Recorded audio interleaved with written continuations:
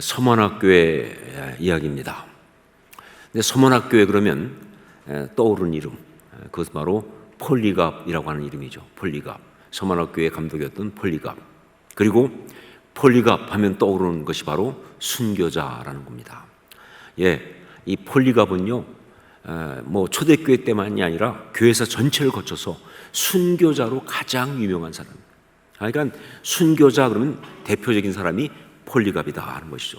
이 폴리갑이 순교하면서 남긴 말은 정말 유명합니다. 우선 예수를 부인하라고 하는 그 총독의 말에 그는 이렇게 말합니다. 지난 86년 동안 나는 예수님을 섬겼소. 그러나 그는 한 번도 나를 버린 일이 없었소. 어떻게 그를 모른다고 하여 나를 구원하신 주님을 욕되게 할 수가 있겠소. 총독도 예수를 믿고 구원받으시오. 이 폴리갑의 이 말이 정말 유명한 말이에요. 지난 86년 동안 내가 주님을 섬기는데 주님이 한 번도 나를 버린 일이 없는데 내가 어떻게 주님을 버리겠느냐. 이 순교의 스피릿이 뭔지를 보여주는 거예요. 그렇게 말을 하고 그 다음에 이제 화형당할 때 그의 마지막 기도, 그게 또 유명합니다. 하나님 아버지, 저 같은 것을 순교자의 반열에 서게 해주시고 예수님의 고난의 잔에 참여시켜 주시는 이날을 감사 찬송 드리나이다. 참 모든 그 순교자들은요 다 그걸 영광으로 알아요. 고난이 아니에요. 뭐가 좀 잘못돼 가지고 막 진짜 그게 아니라 굉장히 영광스럽게 생각해요. 모든 순교자는 역시 마찬가지예요. 저 같은 것을 순교자의 반열에 서게 해주시고 예수님의 고난의 잔에 참여시켜 주시는 이날을 감사 찬송 드리나이다 라고 그렇게 했습니다. 그래서 이 전해 내려온 이야기에 의하면요, 그가 이제 화형당하는 순간에 그 영혼이 얼마나 아름다웠는지 그 불꽃이 마치 그 꽃처럼 그렇게 그를 쭉 두르고 타올랐다는 거예요. 그게 사람들이 보는 순간 아름답다 이런 느낌을 가질 정도로 사람을 태우는 불꽃이 그를 쭉 둘러서 꽃처럼 피어올랐던 그런 이야기가 유명합니다. 자, 이게 서문학교의 폴리갑의 이야기예요. 그런데 정말 놀라운 건 뭐냐, 이 폴리갑의 순교 이전에, 정확히 말하면 폴리갑이 아직 서문학교의 감독이 되기도 이전, 그때 사도 요한을 통해서 서문학교에게 주어진 그 주님 메시지가 놀랍게도 다른 것이 아니라 순교자의 신앙이었다는 것. 이게 기가 막힌 거예요. 정말 영적으로 보면요, 시간을 막 그렇게 거꾸로 막 거슬러 올라가기도 하고, 하여간 시간과 상관이 없어요. 아직 폴리갑은 이 서문학교에 감독되기 전인데도 불구하고 그때 사도 요한을 통해서 그 서문학교에 보낸 그런 어떤 그 말씀, 주님의 메시지가 바로 뭐냐? 순교자의 신앙이었다는 사실이 굉장히 놀랐습니다. 여러분, 제가 말씀드렸던 것처럼 7교회에게 주신 메시지의 강점이 다 달라요.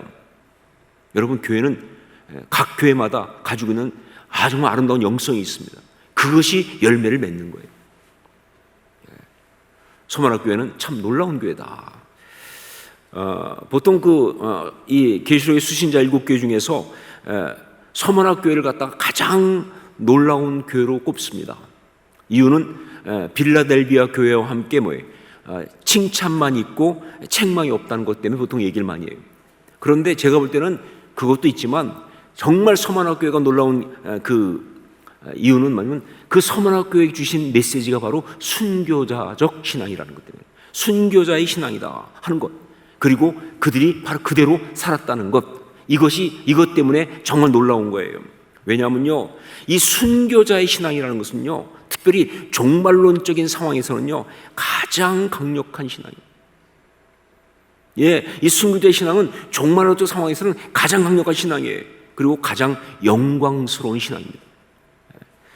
여러분, 신앙인이 종말론적 상황을 살아간다고 한다면요, 다른 것이 아니라 순교자적인 신앙으로 살아야 됩니다. 다른 신앙으로는요 결코 그 상황을 아름답게 이겨낼 수가 없어요. 여러분, 지금 이 시대의 영적 어떤 그런 공격은요 정말로 이전과 비교할 수 없이 엄청나죠. 그 교활함과 그 집요함과 그 치열함과 이거는 뭐 말도 못하죠. 그래서 종말에 가까웠다고 이야기를 하는 거예요. 자, 그런데 그렇다면 그런 사단 마귀의 영적인 공격은 그러면 예전에는 없었느냐? 아니죠. 있었습니다. 이 사단 마귀의 이 악하고 교활한 영적인 공격들은요, 처음부터 있었습니다. 그래서 여러분, 교회는 처음부터 종말론적인 상황에 딱 있었어요. 요한계시록에 쓰여지니까 말이죠. 교회는 처음부터 종말론적 상황에 있었고요. 그래서 성도들의 모든 신앙은 처음부터 종말론적인 신앙이었습니다. 다만 지금 이 시대가 그런 악한 것들의 영적 공격이 더 교활하고 더 강력해졌기 때문에 더 종말론적이다, 더 종말적이다고 말할 수 있는 것이다. 시간의 문제가 아니에요. 영적 상태의 문제입니다. 자, 그런데 바로 그렇기 때문에 종말론적 신앙은요, 절대적으로 순교자적인 신앙이다. 종말론적 신앙은 절대적으로 순교자적인 신앙이다. 그 공격이 뭐 웬만해야 한번 어떻게 해보죠. 이건 정말 목숨을 걸어야 되는 상황이에요. 그러니까 순교자적인 신앙일 수밖에 없는 것이다. 여러분, 근데 보세요. 이 순교자적인 신앙, 이게 사실은 그 특별한 신앙 아닙니다. 사실 뭐 많은 성도들이 순교자 얘기 나오면요, 다 은혜는 받지만 거의 대부분이 나한테 직접은 아니다라고 생각하고 있어요. 그렇죠. 뭐 그건 그냥 주기철 목사님, 손양원 목사님, 이런 좀 센 분들 이야기지, 나하고는 직접 해당 안 된다. 그리고 뭐 혹시 순교자적 축복을 받을지어다 이렇게 하면요, 절대 아멘 안 하죠. 뭐 나 같은 것이 거기까지 뭐 이러면서 이거는 약간 나하고는 좀 레벨이 달라 이렇게 하면서 힘들어 하는데, 여러분 아셔야 할 것이 있어요. 여러분, 이 순교적 신앙은요, 특별한 신앙이 아니에요. 이거는요, 처음부터 우리 신앙의 기본입니다. 이게 우리 신앙의 기본이에요. 자, 보세요. 우리 주님께서 우리에게 주신 명령이 뭐였습니까? 우리 주님께서 당신의 교회에게 주신 어떤 그런 성도들에게 주신 그런 예언의 말씀 같은 말씀이 뭐였어요? 땅끝까지 이르러 내 증인이 되라 하는 거예요. 그렇죠? 땅까지 내 증인이 되리라는 거예요. 증인이라는 거예요. 증인. 근데 여러분, 이 증인이란 말, 이게 헬라어로는 마르튀스란 말이에요. 마르튀스. 근데 이 마르튀스라는 말, 이 말에서 발전해서 나온 영어 단어가 있는데, 그게 순교자라는 뜻의 martyr이라는 단어예요. 좀 이상하지 않으세요? 아니, 분명히 이 성경에서는 이게 그냥 증인인데 martyrs, 근데 어떻게 이게 영어로 갖고는 순교자라는 뜻의 martyr가 됐느냐 이거예요. 근데 이유가 있어요. 왜냐하면요, 우리가 지금은 잘 보이지는 않지만 그 당시에 이 증인이란 말은요, 그 당시 사회에서는 어떤 뜻이냐, 바로 이것은 그걸 증거하기 위해서 목숨까지 드리는 그 증인을 말합니다. 그래서 그 증인이란 말 속에는요, 순교까지가 포함되어 있는 거예요. 그걸 증거하기 위해서, 그 증인이 되기 위해서 생명까지 건다가 들어가 있는 증인이에요. 그래서 순교자가 나오는 거예요. 여러분, 이게 우리 신앙의 기본이었어요. 몇몇 특별한 사람들이 아닙니다. 모든 사람에게 주신 말씀이에요. 주님은 땅끝까지 이르러 나를 위한 순교자가 되리라 이렇게 말씀하신 거예요. 그게 바로 우리의 신앙입니다.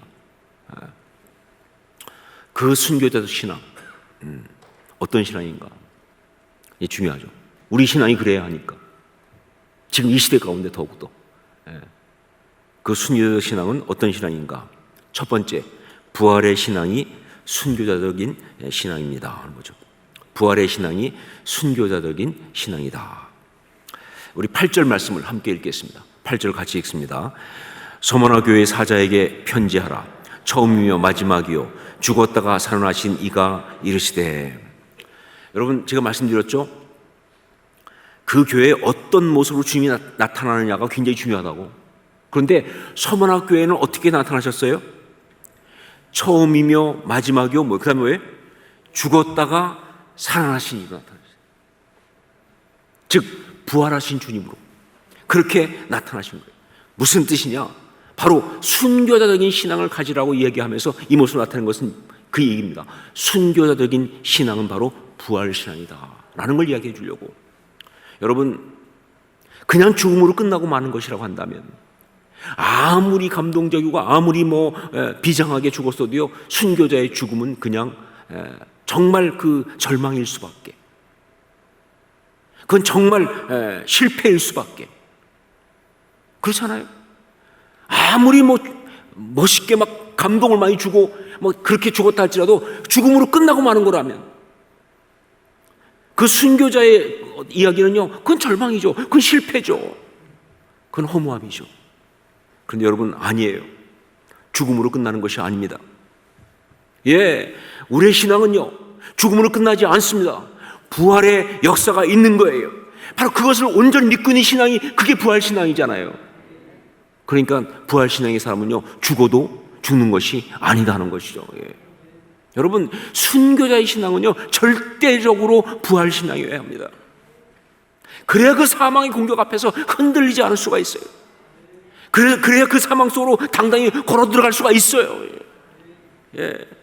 여러분, 폴리갑을 비롯해서 모든 우리의 신앙의 선배들, 순교자의 신앙을 보여주는 신앙 선배들은요, 다 흔들리지 않는 부활 신앙을 가지고 있었습니다. 그래서 그들이 아름다운 거예요. 그래서 그들이 이렇게 당당할 수 있었던 거예요. 죽음이 무섭지 않은 사람이 누가 있습니까? 그런데도 불구하고 그들이 그렇게 당당할 수 있었던 것은 죽음을 이긴 부활 신앙을 가지고 있으니까. 여러분, 정말 우리가 부활 신앙을 가지고 있어야, 그래야 마귀의 협박이 안 통해요. 마귀의 협박이 말이죠, 그 사망을 가지고 우리한테 끝났어, 마지막이야, 안 돼, 이렇게 가잖아요, 절망으로. 근데 이 협박이 안 통하려면요, 부활신앙이 있어야 되는 거예요.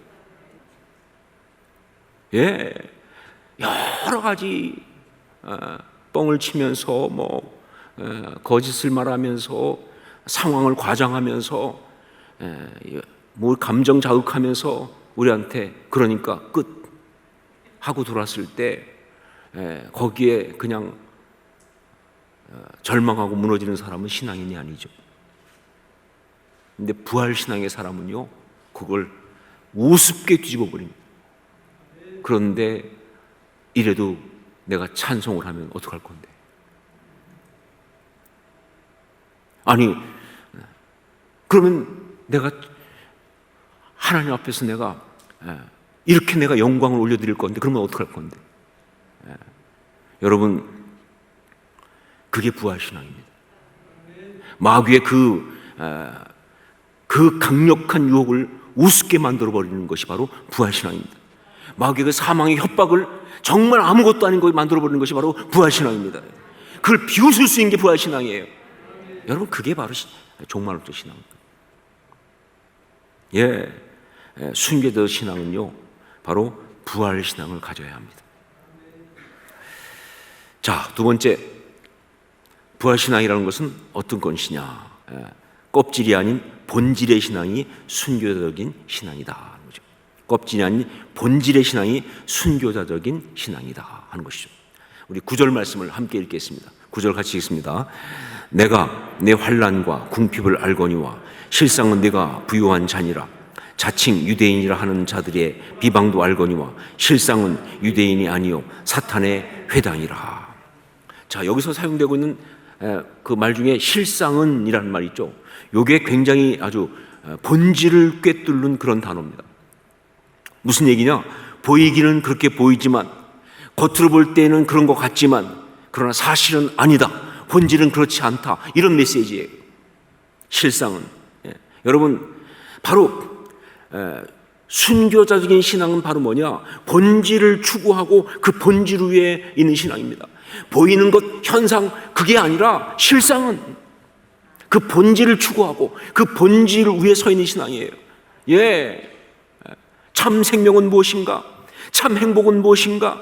진정한 아름다움은 무엇인가? 정말 중요한 가치가 무엇인가? 이걸 추구하고 붙드는 신앙이에요. 그러니까 마귀가 못 이기는 거죠, 그죠? 네, 그러니까 본질을 찾아, 껍질이 아니에요. 본질을 찾아가는 거예요. 진짜 중요한 게 뭐냐? 그 본질을 추구하기 때문에 그래서 그들이 아름다운 거예요. 그 신앙이 그러니까 이 세상을 이기는 거예요. 여러분, 서문학교에 그래요. 그들은 환난 가운데 있었습니다. 그들은 정말 궁핍한 가운데 있었습니다. 그러나 말합니다. 실상은 부유한 자라고. 여러분, 그래요. 우리가 이 땅에서 볼 때는요, 약할 수 있어요.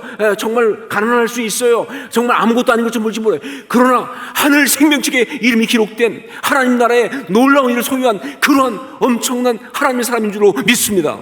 이게 신앙이죠. 결국은 세상 건 다 없어지는 거 아니에요. 세상 명예 얼마나 가겠습니까? 아무리 지금 이 나라에서 떠들썩하게 유명한 사람도요, 단 몇 년만 지나가면 사람들 이름도 기억 못해. 여기 쌓아놓은 그 물질들 말이죠. 여러분, 그거 몇 년이나 쓰고 가겠습니까? 나중에는요, 그거 어떻게 쓰지도 못하고 움키지도 못하고 그냥 다 날리는 것들이에요. 그런데 정말 사라지지 않는, 절대로 놓칠 수 없는 그 기가 막힌 그 영적인 그 축복, 가치, 그 아름다움, 그 생명력, 그거를 붙들고 살아가는 사람들은요, 실제는요, 볼 때는 아닌지 모르겠지만 사실은 진짜 부자인 거예요. 진짜 명예로운, 유명한 그런 사람인 거예요. 그게 바로 순교자적 신앙입니다. 본질을 추구한다는 거죠. 여러분, 우리가 순교자적인 신앙을 가지고 하려면요, 본질을 추구해야 합니다. 껍질 추구하면요, 순교자 안 됩니다. 그러니까 여러분, 쉽게 말해서 기복 신앙 있죠? 절대 순교 못 합니다. 순교 못 하는 거예요. 그러니까 기복 신앙들은요, 열심히 기도하죠. 돈 주세요, 하나님 명예 주세요, 잘 되게 해주세요, 건강 주세요, 그러다가 마지막에 주님의 응답이 그럼 네가 먼저 죽어야겠다 그러면 죄송합니다. 그건 아니죠. 그래서 유명한 말대로 그때는 기도가 바뀌죠. 하나님 말고 딴 거 없나요 어디? 기복신앙에는 순교가 있을 수가 없어요. 본질을 추구하는, 실상은 이 단어가 아름답게 적용되는 그 사람에게만 순교자 신앙이 가능한 겁니다. 그래야만 세상을 이깁니다. 자, 세 번째, 고난을 두려워하지 않는 신앙이 순교자적인 신앙입니다 하는 거죠. 고난을 두려워하지 않는 신앙이 순교자적인 신앙입니다. 우리 10절 말씀을 함께 읽겠습니다. 10절 같이 읽습니다. 너는 장차 받을 고난을 두려워하지 말라. 볼지어다 마귀가 장차 너희 가운데에서 몇 사람을 옥에 던져 시험을 받게 하리니 너희가 10일 동안 환난을 받으리라. 내가 죽도록 충성하라. 그리하면 내가 생명의 관을 내게 주리라. 마귀가 우리한테 고난을 주는 것은요, 우리를 하여금 두려워하라고. 고난 때문에 우리가 힘들고 어렵고 그래서 고통스럽게 하는 것도 노리지만 진짜 노리는 건 뭐냐면요, 그 가운데 두려워하면서 무너지라고 하는 거예요. 자, 그런데 순교자적인 신앙을 가진 사람은요, 그 고난을 두려워하지 않습니다. 고난을 피하려고 그렇게 하지 않는다 그 말입니다. 고난이 오지 않기를 애걸복걸하지 않는다 그 말이에요. 고난이 온다는 것에 전전긍긍하면서 불안해하면서 초조하면서 그러지 않는다는 겁니다. 오히려 그들은 고난이요, 오려면 와라 라고 말하는 거예요. 고난이요, 오려면 와라. 막으려고, 피해 보려고, 면해 보려고 애를 쓰지 않습니다. 물론 삶을 살면서 할 수만 있으면 고난이 없이 사는 게 중요해요. 그거는 정말 모든 신앙인에게 다 공통적인 거죠. 그렇죠? 평안과 안전과 건강과 안락함과 좋은 것들, 고난이 없는 걸 위해서 정말로 늘 최선을 다하지만, 그러나 고난이 올 수 있다는 것을 알고, 인생이라면, 그리고 그걸 두려워하지 않는다는 것이 중요합니다. 그걸 두려워하지 않는다는 게 중요한 거예요. 그러니까 고난이 왔을 때 그들은 당황하지 않습니다. 하나님한테 왜라고 묻지 않아요. Why God? 이렇게 안 물어봐요. 하나님한테 왜라고 묻지 않습니다. 심지어 절대로 하나님을 원망하지 않습니다. 여러분, 고난을 두려워하지 않는 신앙, 이게 바로 순교자적인 신앙이에요. 고난을 두려워하지 않는 신앙. 자, 그런데 여러분, 지금 여러분 표정이 말하고 있지만 인간이 어떻게 그럴 수 있습니까? 어떻게 우리가 고난을 두려워하지 않을 수가 있겠습니까? 인간의 성정으로는 불가능한 거 아닙니까? 그런데 여러분, 순교자적인 신앙은 그렇게 될 수가 있어요. 그건 바로 순교자적인 신앙이 갖고 있는 또 하나의 특징 때문에 그렇습니다. 그게 바로 뭐냐? 온전한 헌신. 그거예요. 온전한 헌신의 신앙. 생명까지 다 온전히 다 드린 신앙. 그거이기 때문에 가능한 것이다. 내가 죽도록 충성하라. 이거 우리 주님의 지나친 요구 아니에요. 여러분, 이것은요, 우리 주님이 우리한테 하고는 아주 너무 강력한 요구, 너 죽도록 충성해 라고 하는 말씀이 아니라 사실 뭐냐면요, 종말론적인 상황에서 아름다운 신앙을 가질 수 있는 처방을 내려주신 거예요. 요구가 아니라 처방입니다. 어떻게 종말론적인 상황 속에서 우리가 정말 아름답게 그 가운데 이길 수 있을까? 어떻게 그 신앙을 그렇게 아름답게 가질 수 있을까? 그 처방이 바로 이거예요. 여러분, 적당히 믿는 사람은요, 갈등을 피할 수가 없어요. 제가 볼 때 제일 정말 신앙생활 피곤하게 하는 사람이 적당히 믿는 사람이에요. 매주 와서 회개하잖아요. 그래서 매주 갈등하잖아요. 그렇죠? 제가 농담처럼 말하지만 춤 중에 제일 힘든 춤이 엉거주춤이라고, 그렇죠? 얼마나 힘들어요, 그렇죠? 앉은 것도 아니고 일어선 것도 아니고 말이죠. 넘어진 것도 아니고 선 것도 아니고 말이죠. 진짜 피곤하죠, 그렇죠? 여러분, 적당히 헌신하면요, 고난을 이길 수가 없어요. 마귀의 협박을 통과 못합니다. 그냥 다 드리면, 생명까지 다 드리면, 그러면 고난을 두려워하지 않아요. 이미 다 드렸는데 뭘 두려워하겠습니까? 여러분, 정말 우리는요, 좀 표현이 그럴지 모르지만 영적으로 막가파가 되어야 합니다. 신앙생활은 영적 막가파예요. 정말 다 드리는 거예요. 여러분, 그게 진짜 사실 믿음이에요. 여러분, 신앙은 원래 심장을 드리는 거예요. 신앙은. 그게 이 믿음, 라틴어로 크레도라는 말의 뜻이에요. 크레도는 심장을 준다예요. 여러분, 심장을 들고 나면요, 뭐가 남아요? 내 심장을 들고 나면요, 남은 게 아무것도 없죠, 우리한테. 그러니까 믿음은 그런 거예요. 그러니까 심장을 드린 자한테는요, 협박이 통하지 않습니다. 고난을 두려워할 이유가 없다는 것이죠. 이게 바로 순교자적인 신앙이에요. 생명까지 다 드리겠다고 하는 거예요. 자, 그런데 이렇게 보면, 순교자적인 신앙은 정말 힘들고 정말 어떻게 보면 피곤하고 비참하겠다라고 생각이 들지 모르겠어요. 그래서 정말 이거는 진짜 너무 어렵지 않은가? 그런데 아니요. 주님이 뭐라고 약속하셨습니까? 그리하면 내가 생명의 관을 내게 주리라 라고 말씀하셨어요. 누구한테? 순교자적인 신앙을 가진 사람한테. 어느 때보다 종말론적인 상황인 이 시대 속에서 정말 순교자적 영성으로, 그 신앙으로 아름답게 승리하는 저와 여러분 될 수 있기를 주님으로 축원합니다.